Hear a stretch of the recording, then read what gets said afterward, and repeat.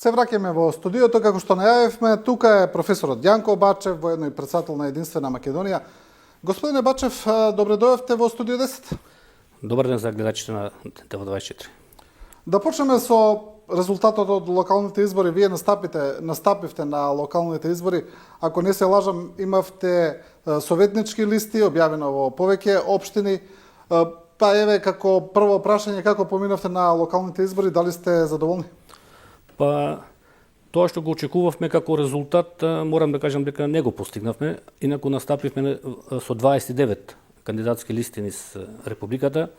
Сега тука има и објективни причини, бидејќи изборниот закон е така скроен 30 години што ги фаворизира во главном големите партии ВМРО, ДПМН, СДСМ и двете албански партии кои се доминантни во тој блок. Сега да не излезе ова гола реторика дека се жалам за изборите, еве ќе нафрлам само два моменти од законот, што народот тоа може малку го знае, а тоа е најбитното. Државното финансирање за изборите и медиумското представување. Тука, ако видите, во медиумското представување, еве излезе пред неколку дена извештајот од Агенцијата за аудиовизуелни услуги, во 20-дневната кампања ВМРО ДПМН 189 часа реклама на телевизиите, ДУИ, коалицијата нејзина 109 часа, СДСМ имат 89 и ВЛЕН 76. Вкупно 560 часа платена политичка програма на овие партии. Единствена Македонија 0.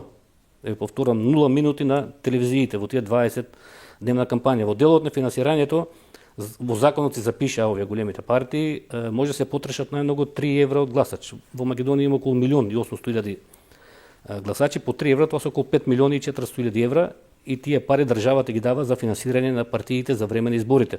Сите тие 5.400.000 евра си ги поделија СДСМ, ВМРО, ДПМН, ДУИ и ВЛЕН. И затоа оние доминираа на изборите. Исто така тие што се наблюдувачите, популарно што седат на кутиите, тоа се 3600 избирачки места, ВМРО, ДПМН и СДСМ делегираат по еден член и еден заменик, значи 3600 и заменикот по 7200 луѓе доминираат на денот на изборите, што се тие луѓето на кутиите, се запишаа во законот, дневници за тој ден се земаат од буџетот. Ако сакаме ние како Единствена Македонија, имаме право да ставиме и ние на 3600 избирачки места наблюдувачи, треба околу 500.000 евра сами да си ги платиме. Значи тоа е едно тешок дискриминаторски закон, изборниот закон, и затоа ако не се промени ништо во таа насока, очигледно е дека овие партии ќе се владеат. Еве кажав, значи коалициите СДСМ, ВМРО, ДПМН, ДУИ и ВЛЕН 560 часа во 20-дневната кампања, 5,4 милиони евра добија за реклама и платени наблюдувачи. Единствена Македонија 0 минути во 20-дневната кампања, 0 денари од државно финансирање, 0 денари за наблюдувачи. И во едни такви услови ние излеговме на изборите, али како што кажав, значи ние вообичаено сами настапуваме, бидејќи нашите програмски определи се далеку од другите партии. Еве телеграфски само да набројам, значи ние сме партија што во основа се бори за македонските национални интереси, поништување на Преспанскиот договор, раскинување на бугарскиот, поништување на фалсификуваниот попис, укинување на службата за државна безбедност и правење мала, ефикасна и високо оперативна служба која што ќе биде во интерес на државата, а не да ги следи граѓаните.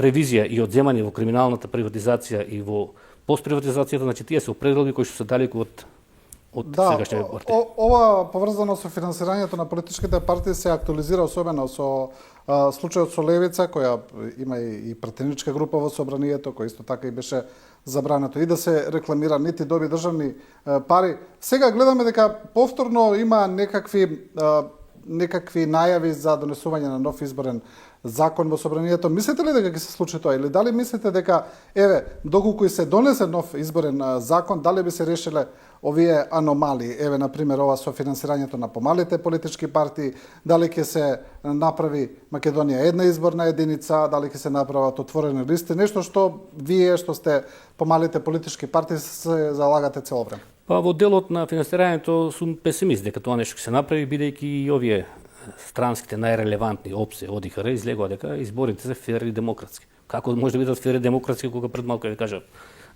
Ние може да зборуваме за изборите дали се законски или незаконски. Само во таа смисла. А изборите во Македонија никогаш не биле фер и демократски. Како може да бидат фер и демократски врз основа на тоа што пред малку го зборував во делот на финансирањето. Така што бидејќи и овие меѓународно релевантни што се тие наблюдувачи тука ги признаваат 30 години таквите аномалии и нив им требат, значи да се вртат тие партии на власт. Не им треба утре ако дозволат они равномерен настан да влезе тамо Јанко Бачевски им прави проблеми на овие меѓународни. Тоаш Македонија нема да биде, значи они сакаат фактички ги поддржуваат овие 30 години овие структури, бидејќи слепо ги следат нивните, да кажеме, тие залагања што ги имаат во однос на Македонија, непроблематични. Еве примерот со една изборна единица, тоа се врти веќе десетина години пред секој избори, исто така. И има најави пред секој избори дека тоа ќе се смени законот и во таа насока, али тоа не е многу битно. Значи најбитно е ако сакаат искрени, фери, честни и демократски избори да се смени во делот на финансирањето и во делот на медиумското представување. Нека не пуштат сите да се представуваме, па народот нека одлучи после за кого ќе гласа. Да. Во однос на вашите партиски активности на Единствена Македонија, вие пред малку ги набројавте вашите приоритети. Гледаме дека некако сте доста насочени и кон надворешната политика, кон она што представува меѓународно представување на Македонија. Неодамна бевте и на една конференција безбедносна во Белград, пред тоа бевте на друга, тоа е пантуркизмот денес во Белград, тоа во мај, како што ни кажавте. Што се вашите активности и цели кога зборуваме за таа меѓународна активност на државата? Па видите, сега тие беа така, може да кажам, доста добро и релевантни со присуство на бројни научни истражувачи. Ова втората што ја кажав сега, што беше 3 дена во Белград на 30 октомври околу системот на колективна безбедност, имаше 50 научни работници, 57 научни работници од 50 земји од 4 континенти. И беше дури во воведно излагање отворена од еден од кандидатите за генерален секретар на Обединетите нации, Пино Арлачи, а претходната беше во мај за пантуркизмот. И тука во однос на претходната конференција, тука можам да кажам, јас настапив со еден труд, значи, за пантуркизмот, али со посебен осврт на односите Македонија-Турција, бидејќи Турција е водечка земја во тоа движење пантуркизмот. Тој е еден правец, себе само накратко, кој што се појавува некаде во 19 век во царска Русија, 1840 година, го прават интелектуалци од Турција и првични заложби му биле многу радикални, обновување на неосманската империја, што е денска илузија и да се помислува. И значи јас од еден реален аспект на научно засновани основи, значи го обработив тој дел, посебно со односи со Турција, и морам да кажам дека сега на поголем дел од излагачите таму не им се допадна баш. Мислам, излагањето, бидејќи таму во главно сите излагања, сите држави беа дека Турција е голема опасност за Балканот, дека посебно во Србија, српските научници беа посебно така загрижени дека Ердоган има амбиции, Санџак таму тој дел. Всушност, значи конференцијата беше направена да го представи ширењето на пантуркизмот, а не беше од самите пантуркисти, да речеме. И имаше голем страв, за разлика од мојот труд, да кажеме, кој што зборуваше за одлични односи меѓу Македонија и Турција 30 години. И навистина е така.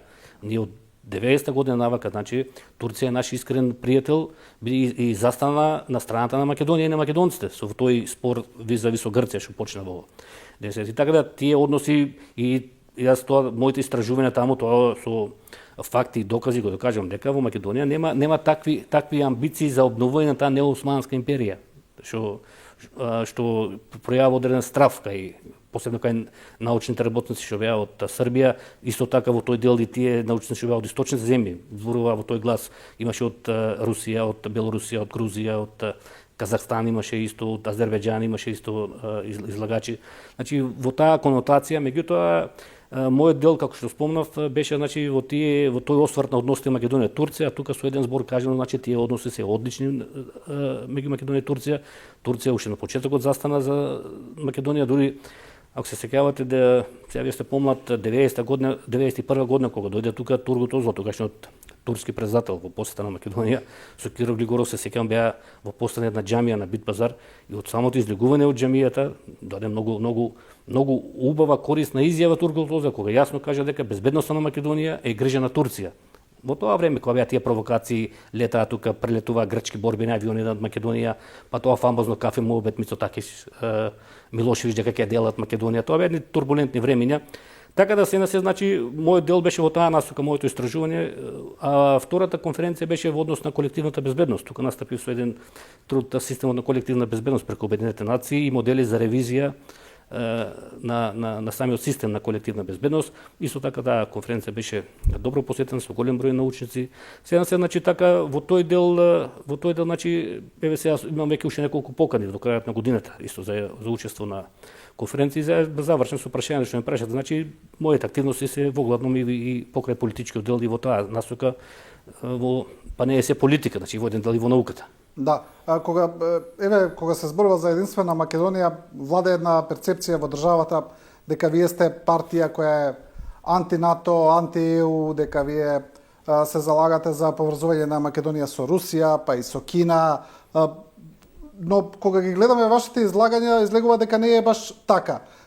Еве, како би одговориле на тие, да речеме, па видите се, тоа е обвинувања, да речеме некој начин? Таа е една пропаганда и на етикета што нас не се наметна 2018 година, кога ние како единствена Македонија предводевме блок од 84 организации за бојкот на референдумот и активности за околу одбрана името. Значи единствена Македонија нити е проруска, нити било каква пропартија, туку е автентична македонска партија која во основа се бори за одбрана на македонски национални интереси. И јас сите активности на единствена Македонија ги гледам низ призмата низ македонски интереси. Во тоа време 2018 година руските интереси на Балкан се поклопија со македонските и Русија стоеше на страната да го одбраниме името Македонија. Тогаш не бевме членка на НАТО, тоа и беше тогаш да кажеме изводливо. Можеше тоа се направи. Меѓутоа Ѓорги Иванов во тоа време како тогашен претседател во последен момент го направи предавството, бидејќи се беше договорено кога Заев го прати писмото во Обединетите нации јануари месец 2019 дека Македонија го промени името, дека ќе става под новото име. Тогаш во координација, тоа веќе не е тајна, можеме да го кажеме, во координација и со Москва и со Иванов, беше кажано тука, убедете го Иванов да прати паралелно писмо, му беше напишено се, Иванов прифати во прв момент дека тоа ќе го направи, после се предомисли, сега историјата да не ќе каже дали беше уценет, дали беше уплашен, дали беше подкопен, меѓутоа за мене денеска Ѓорги Иванов е на исто рамниште предавник како Зоран Заев. Сега тоа јавно за Иванов малку го знае, во главно се знае за Заев што ги направи предавствата, меѓутоа во позадина Иванов го направи најголемото предавство. Ако го направеше тоа во Обединетите нации што го договаравме, ако го пратеше тоа паралелно писмо како претседател, тоа во Совет за безбедност ќе се створеше еден судар тука меѓу петте постојани членки и тоа името до денеска немаше да биде променето. Меѓутоа се случи тоа што се случи и во тој контекст што ме прашате, значи јас работи гледам низ реално денеска, да кажеме веќе Русија нас не може ништо да ни помогне. Во овој момент сега ние сме земја членка на НАТО. Во овој момент. Така што тие во јавноста што ги слушаме тие пароли дека ние сме ист народ, иста религија, имаме стични историски вакви онакви врски. Во меѓународната политика во меѓународните заедница владее една сурова политика. Меѓународната заедница е многу сурова, таму владеат интересите, таму нема емоции. Еве најпластичен пример. Па има ли поблиску до украинците од Русија? Се испотепаа меѓу себе. Значи, владеат интересите. Секоја држава си го гледа својот интерес, а ние треба добро да знаеме да го дефинираме нашиот интерес и да најдеме партнери според кој интерес ќе го оствариме. И во оваа насока сега добра е ориентацијата на оваа влада што сврти соработката према Америка со Трамп визави Европската унија. Гледаме веќе дека во Европската унија таму седат земји кои што во историјата на Македонија нанеле големо зло во Брисел. И добра е мислам дека оваа ориентација што се врзуваат активностите на Македонија према Обединетите нации, конкретно сега спрема претседателот Трамп. Така што значи во таа меѓународна политика треба се гледа реалноста, реалните интереси и бидејќи од давнина е кажано дека нема вечни пријателства, нема вечни непријателства, туку има само вечни интереси. Па еве најпластичен пример е 6 ноември, сега Советот за безбедност донесе резолуција со која што сирискиот председател Ахмет Алшара, така мислам се вика, и овој министерот за надворешни работи и што е за разузнавачките служби Хасан Хабит, мислам дека се вика, тие беа на терористичка листа на меѓународната заедница. Сега одат во белата куќа со Трамп. Не во белата куќа, него во Совет за безбедност донесоа резолуција, ги тргат од листата, се дигна 2 прста. А беше најголем нивен противник, бидејќи го струшија Садат. А Садат беше милениče на Москва. Еве го Сега човече го спасија во Москва, значи ќе го не ликвидира. дозволија на руските сили да останат во Сирија и базите да ги задржат. Така и овие значи дигнаа два прста за овој, и сега е овој како слободен граѓанин, гледате шета овој новиот председател, а во исто време таму да кажеме јас имам тие информации, таму турската разузнавачка служба направи како да кажам на времето кога да потребне формулацијата уште на Хитлер, блицкриг го сруши Асад. Тоа беше изненадување за русите, ги фатија на спиење. Бидејќи они го чуваа, бидејќи го бранеа режимот на Асад. Овие турски, сега не знам дали тука е ЦИЕО меше, нама за турската служба знам сигурно, преку ноќ го сменија Асад. Так, а Турција е денеска пријатели со Америка и со Русија. Сега видите какви интереси владат. Турција 30 години води, сега може би е тежок збор, ќе го кажам, една превртлива политика. Значи балансира со интереси и према Москва и према Вашингтон. За питните прашања, Сирија е најголем. За питните прашања, Сирија, Европска унија, Украина, БРИКС, Турција гледате го менува ставот. Еднаш е во корист на Русија, еднаш во корист на Америка. Сирија е најголем пример за тие комплексни односи помеѓу меѓународните играчи, каде што сите се едни против други, па има разни коалиции кои се чудни. Сирија од секогаш била пример за такво нешто, сме анализирале. Сакам друго нешто да ве прашам. Вие го спомнавте пред малку и Преспанскиот договор и промената на името, но гледаме дека сега ми се чини дека вие сте единствена партија, може би уште некој има, што се уште се залага за тоа. Гледаме дека владеачката ВМРО ДПМН веќе воопшто не се зборува тоа, не е ни на дневен ред воопшто таа работа. Па добро, во однос на точно тоа, во однос на Преспанскиот договор имаше изјави од некои функционери во ВМРО ДПМН во време на кампањата, мислам Николовски, овој вице-премиерот, па дали и Тимчо Муцунски имаше некои такви изјави дека Преспанскиот договор е завршена работа за Македонија, додека за бугарскиот држат се линијата македонска пат. Иако кога беше ВМРО ДПМН опозиција не збореа баш така. И голем дел од јавноста доби впечаток дека ќе се обидат да направат нешто во врска со тоа.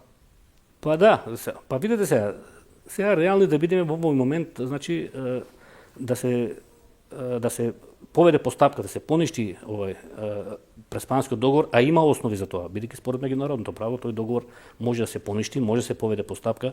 Сега значи треба да се чека прав момент. Сега те геополитички околности како ќе одат, бидејќи земајќи во предвид сега ние многу битно, многу се зборува за тој мултиполарен, биполарен, дека распаѓање на таа униполарна структура, значи и етаблирање на таа нова мултиполарна структура, многу битно е тука каде Македонија ќе го најде своето место. Ние немаме многу голема корист ако сега тој биполарен свет се менува, место Америка е една доминантна, ќе биде и Русија, ќе се го врати местото од времето на Советскиот сојуз како доминантна сила на светската сцена. Меѓутоа што не значи нас тоа да кажеме ако Русија ги види своите интереси во Африка, во Латинска Америка. Значи јас секој пат сакам или во Бугарија. Работе да ги гледам од интерес на Македонија. Што тој нов мултиполарен свет значи за Македонија? Ние да ги оствариме нашите интереси, да си го вратиме името, да го зачуваме идентитетот. Значи гледате ние на светската сака да не избришат, а тоа го прават со Преспанскиот и со бугарскиот договор. И од тога низ призмата сакам јас да ги гледам реалноста, реални интереси, меѓутоа во тоа време бидејќи ние Заев го победивме во кампањата за референдумот, службите Заев ја наметнаа во јавноста таа слика. Еве, Бачев единствена Македонија се руски инсталации, руски пари. Каде се тие руски пари? Ако има руски, ќе излегува на виделина. Во Македонија е забрането законски партии да се финансираат со руски пари. Зошто не испоапсат ако има руски пари? Значи се беше тоа една кампања во тоа време и од тога, значи, а во тоа време кој што кажав Русија можеше да ни помогне тога зимето, сега не може да ни помогне. Ние сме членка на НАТО. Добро, еве, ворете за Преспанскиот. Еве да го спомнавте договорот со Бугарија.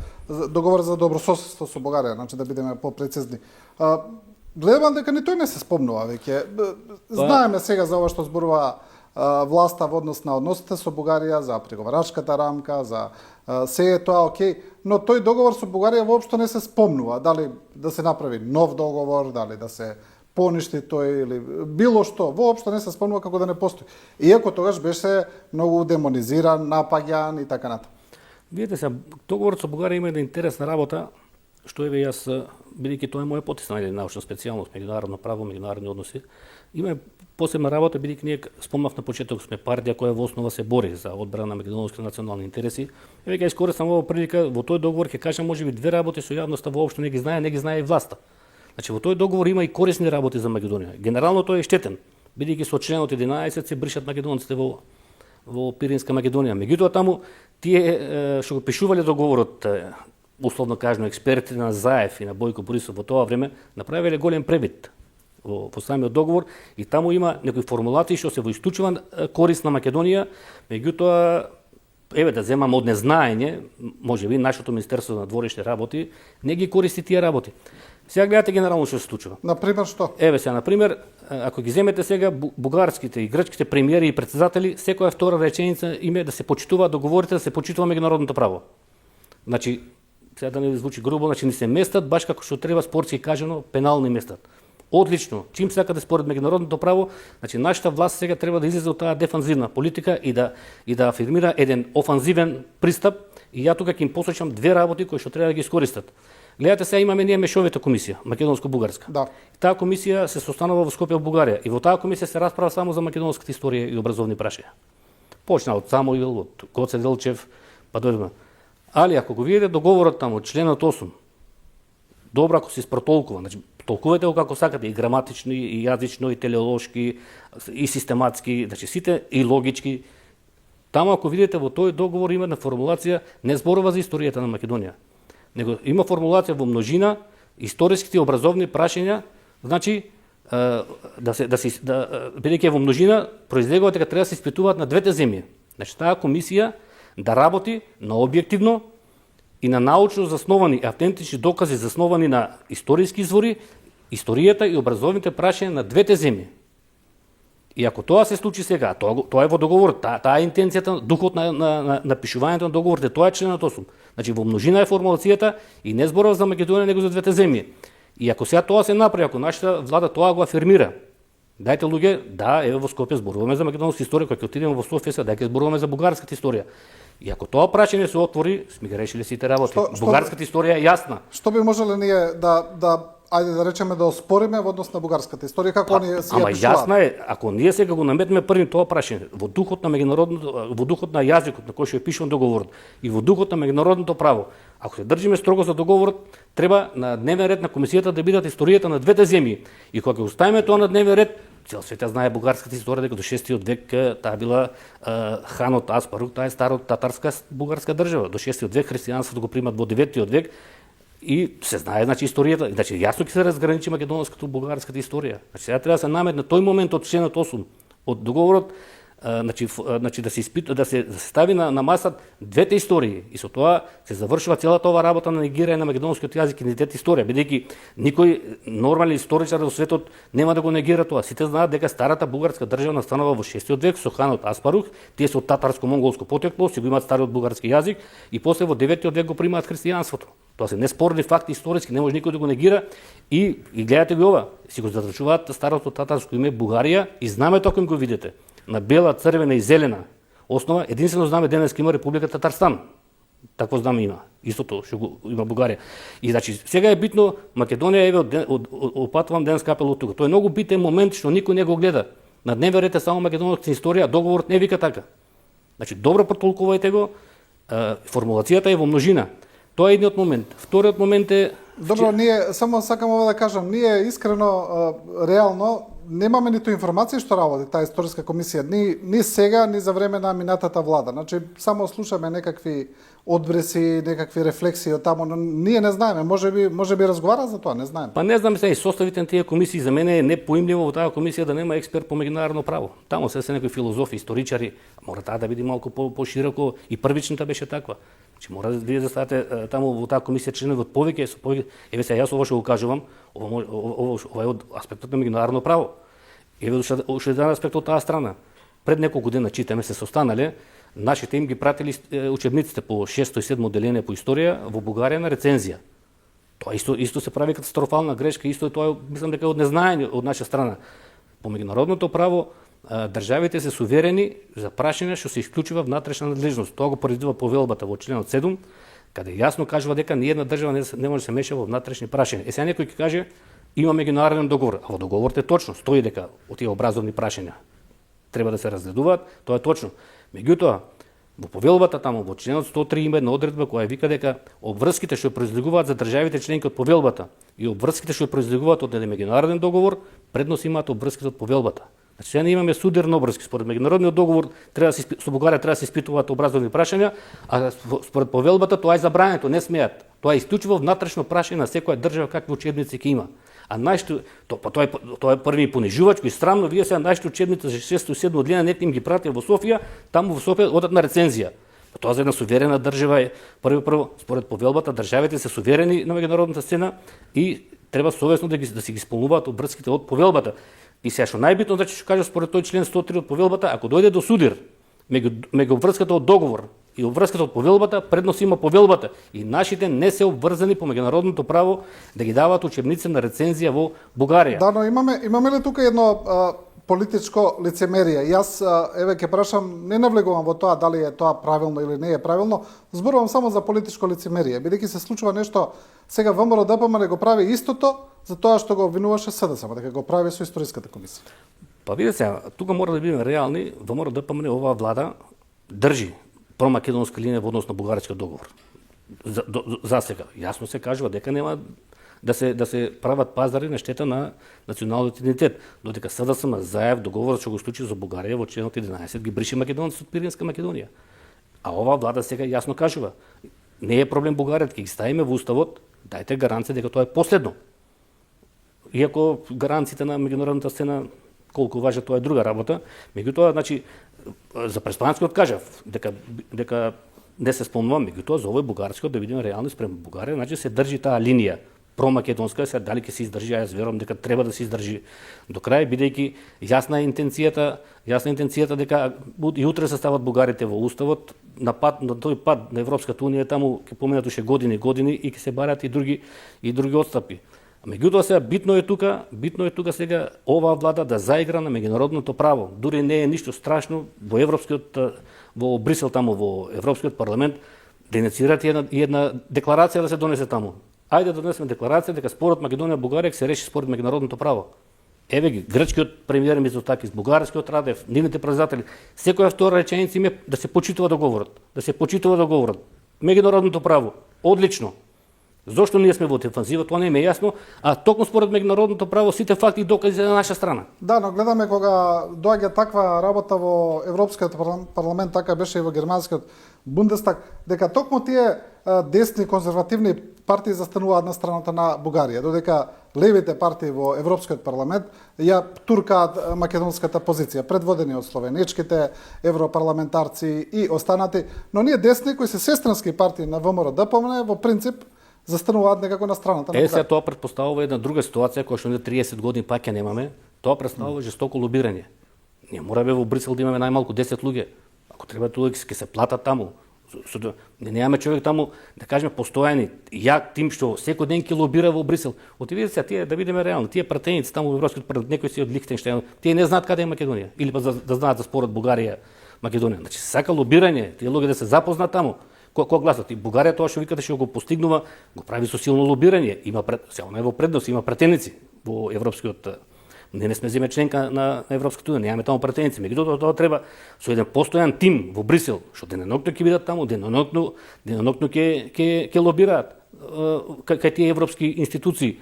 Меѓутоа ние тоа го немаме. Таа дипломатија. Ние имаме некоја мисија таму, но што прави, кој знае? Сега мисията по партиска линија ги пуштаат таму, тукаислужени кадри, еве од типот на Боцевски, гледате во секоја власт амбасадор.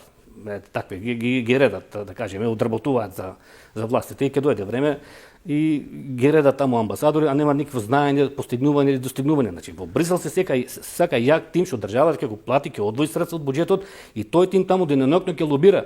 Од еве ја спомнав таму сега, во тој Европскиот парламент имате околу 750 пратеници, пие да ги прашате сега 8 бугарски, да ги прашате таму и дали знаат каде е Македонија, не па да знаат за македонско-бугарскиот проблем како е. Значи треба да се убедуваат да се лобира кај нив, али тоа треба да се направи владата со постојан тим во Брисел. Да. Добро. Господине Бачев, ви благодарам за овој интервју. Благодарам на поканата. Ова беше Јанко Бачев, првиот дел од емисијата. Одиме со една кратка пауза за реклами и продолжуваме со Костадин Ацевски, доскорешен председател на партиската организација на СДСМ, Ѓорче Петров, поранешен пратеник, разговараме за состојбите во СДСМ.